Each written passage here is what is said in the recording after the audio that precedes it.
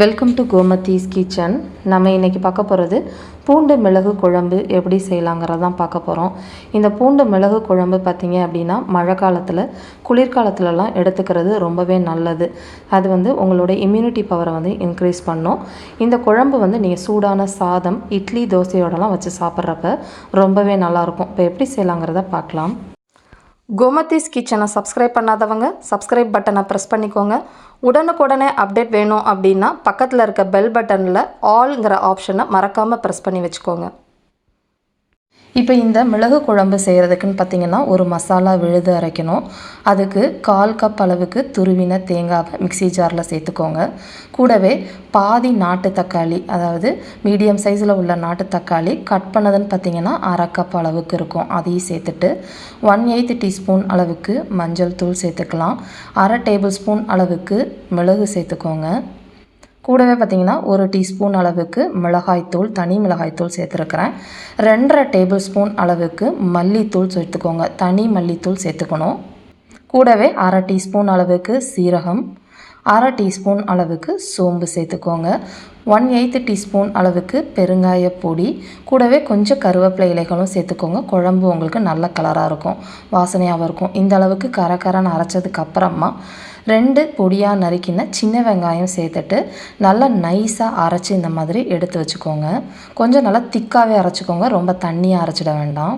இப்போ குழம்பு செய்கிறதுக்குன்னு பார்த்திங்கன்னா 3-4 டேபிள் ஸ்பூன் அளவுக்கு நல்லெண்ணெய் சேர்த்துக்கோங்க. எண்ணெய் சூடானோடனே காலிக்கிறதுக்கு கடுகு கொஞ்சம், வெந்தயம் ஒரு 1/8 டீஸ்பூன் அளவுக்கு, அதே அளவு சீரகம் சேர்த்துக்கோங்க. உடச்ச உளுத்தம் பருப்பும் அதே அளவு சேர்த்து எல்லாம் பொரிஞ்சு செவக்கட்டும். கொஞ்சம் கருவேப்பிலை இலைகளும் கிள்ளி போட்டு பொரிய விட்டுக்கலாம். இப்போ பார்த்திங்கன்னா ஒரு பெரிய முழு பூண்டை கட் பண்ணி சேர்த்துருக்கிறேன். அதாவது 25-30 வெள்ளைப்பல் பூண்டாக இருக்கணும். அதை போட்டுட்டு கொஞ்சம் நேரம் அதை செவக்க வதக்கிக்கோங்க. இந்த அளவுக்கு செவந்து வதங்கினதுக்கு அப்புறமா 10-15 சின்ன வெங்காயம், நான் கொஞ்சம் பெரிய சைஸாக இருக்கனால கட் பண்ணி சேர்த்துருக்கிறேன். நீங்கள் சின்ன சின்னதாகவே இருந்தால் அப்படியே முழுசாகவே சேர்த்துக்கலாம், ரொம்பவே நல்லாயிருக்கும்.